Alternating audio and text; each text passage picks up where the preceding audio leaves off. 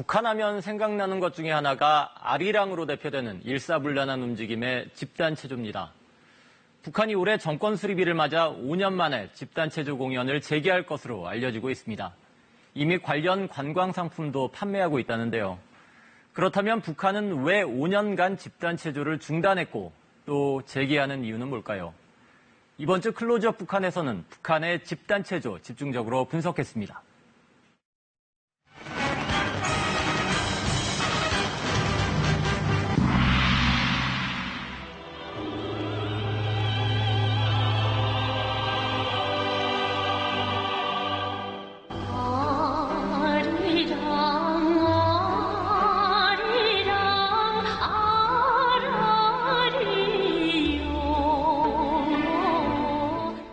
어두운 경기장 안 한 여성이 홀로 조명을 받은 채 노래 아리랑을 이어간다. 곧 경기장 전체가 밝아지고 황금빛 의상을 입은 수많은 무용수들이 등장해 부채춤을 선보이더니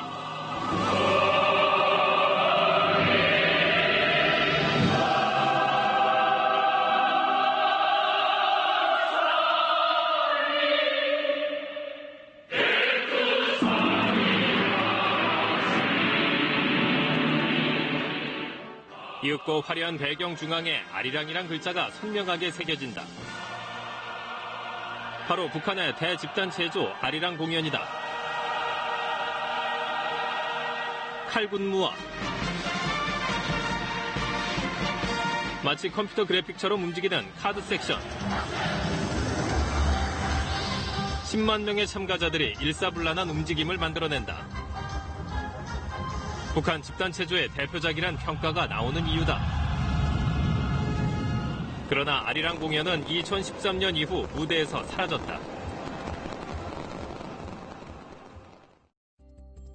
그리고 5년이 지난 지금 북한이 새로운 집단체조를 재개한다는 소식이 북한 전문 여행업체를 통해 전해졌다. The mass games are running for a month, so they're running all throughout September. The one that's probably sold out now is around National Day. 공연 제목은 빛나는 조국. 관람 상품도 이미 판매를 시작했다고 업체는 밝혔다. 전문가들은 이를 북한이 70주년을 맞은 정권 수립일을 대대적으로 기념 홍보하고 관광 수입까지 내려는 의도로 분석하고 있다.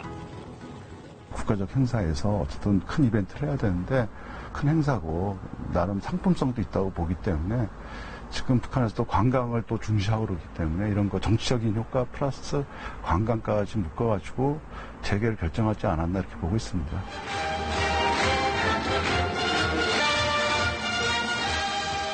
온 세상 사람들이 끝없는 경탄과 부러움을 금치 못하는 우리의 집단체조. 집단체조에 대한 북한 정권의 자부심은 상당한 것으로 알려져 있다. 광복 이후부터 북한은 중요 기념일마다 집단체조를 진행해왔다. 집단행동을 통해 사회 통합을 추구하려는 사회주의 국가의 전형적 특징이다. 모든 사회 운영 체제에서 집단성을 강조하고 집단체조는 특별히 그런 준비하는 과정이나 또 보는 사람들 전체에게 그런 집단주의 정신을 고양시킬 수 있기 때문에 어떻게 보면 북한 사회가 어떤 계기적 행사를 통해서 사회 내부의 결속을 강화하고 이럴 때 많이 활용한다고 볼 수가 있겠죠. 북한에서 집단체조가 큰 발전을 이룬 데는 김정일의 역할이 컸다. 1961년 공연된 집단체조 노동당 시대의 경우 김정일이 직접 발제해 지도한 첫 작품으로 북한은 이를 조선식 집단체조의 원형으로 삼고 있다. 여기서 김정일은 한 사람처럼 움직이는 체육선수, 글자를 넘어서 그림까지 만들어낼 수 있는 카드 섹션 기술을 주문한 것으로 전해지고 있다. 1970년대 북한은 별도의 창작단까지 조직하면서 집단체조의 선성기를 열었다. 수많은 외국 수반들을 초청할 때마다 집단체조 공연은 단골 메뉴로 등장했다. 1990년 노동당 창건 기념일에 맞춰 무대에 올린 이 집단체조에는 자그마치 청소년 5만 명이 참가하기도 했다. 2000년대 들어 북한은 또 한 번 집단체조의 변화를 모색한다. 올브라이트 미국 국무장관과 장점인 중국 주석이 김정일과 함께 관람해 유명해진 집단체조 백전백승 조선노동당. 북한은 역대 최대 인원인 10만 명을 동원해 체육묘기에 무용과 음악이라는 예술 장르까지 접목시켰다. 전문가들은 이때부터 북한만의 대집단체조라는 독특한 장르가 탄생했다고 설명한다. 체육과 무용을 합쳤다. 그러니까 예술과 체육 이런 것들 결합시킨 거죠. 그러니까 장르적으로 어쨌든 좀 독특성이 있다는 것은 분명히 인정할 만한 것 같고, 또 하나는 이제 북한에서 강조하는 규모성이라고 볼 수가 있을 것 같아요. 어디서도 그 유사한 것들을 할 수가 없거든요. 여기 평양에서 세상이 생겨 처음 보는 예술의 신비경 21세기 예술의 대골짝이 펼쳐지게 됩니다. 그리고 2년 뒤인 2002년 북한은 김일성 탄생 90년을 기념해 새 집단체조를 선보인다. 한 번 보면은 두 번 다시 보고 싶고, 두 번 보면 자신마저 완전히 잊게 될 대집단체조와 예술 공연 아리랑. 바로 아리랑 공연이다. 북한은 해외 콩쿠르 수상자는 물론 국내 영재들이 참가한다며 대대적인 선전을 아끼지 않았다. 그 결과 아리랑은 북한의 독특한 관광 상품으로 자리매김해 전 세계적으로 관심을 끄는 데 성공했다. Now we are absolutely delighted. It's extraordinary. I have never seen anything like it anywhere, and I've been traveling all around the world. 아리랑 공연은 북한 내 분위기도 바꿔놨다. 평양 곳곳에서 공연 준비를 하는 사람들의 모습이 수시로 관광객이나 언론에 포착됐고, 많은 사람이 동원되다 보니 예술단과 평양 주민으로만 한정됐던 선발 대상도 북한 전역으로 확대됐다. 평양에서 안무가 선생님이 평양 선수들로 이제 그 안무를 짜가지고 지방에 내려와요. 그 각 지방마다 돌아다니면서 한 일주일에서 보름 정도 그 학생들한테 가르쳐요. 거기서 선발이 되면 그 학생들이 이제 모집돼서 올라가는 거죠. 2012년 개봉한 북중 합작영화 평양에서의 약속에는 아리랑을 준비하는 과정이 고스란히 드러난다. 金先生，这些小朋友肩上背的是什么呀？ 배경책입니다. 背景板。 이제 가보면 알게 됩니다. 먼저 공연의 배경 역할은 대부분 학생들의 몫이다.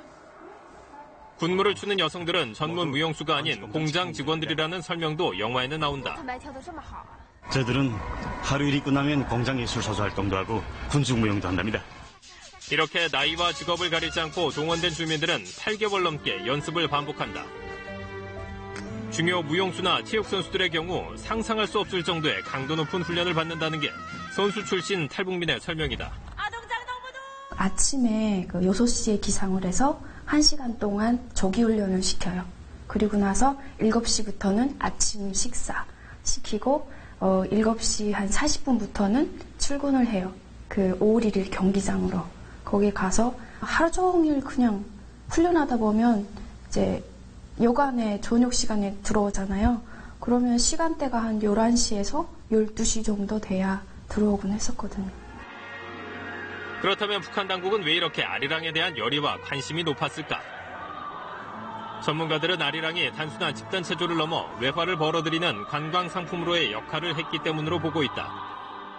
2002년에 아리랑 공연을 처음 했을 때는 그건 분명하게 이제 그 공연 제목에 있어서도 민족적인 주제를 담고 하는 걸로 보아서 해외 동포를 포함한 다양한 관광객들이 왔으면 좋겠다. 실제로 당시에 그 북한의 그 관광청국에서는 관광 상품을 만들어서 쭉 판매를 했었습니다.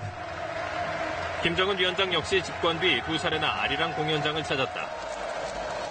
이런 이유로 김정은 시대에도 아리랑 공연이 계속될 것이란 전망이 지배적이었다.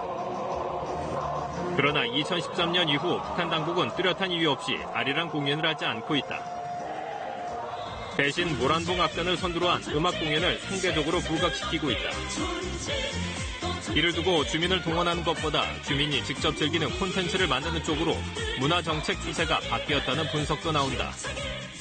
모란봉 악단을 만든다든지 야외를 한다든지 뭐 그냥 직접 참여하는 스킨십을 강조한다든지 이러면서 일종의 문화정치의 틀이 크게 바뀌었습니다.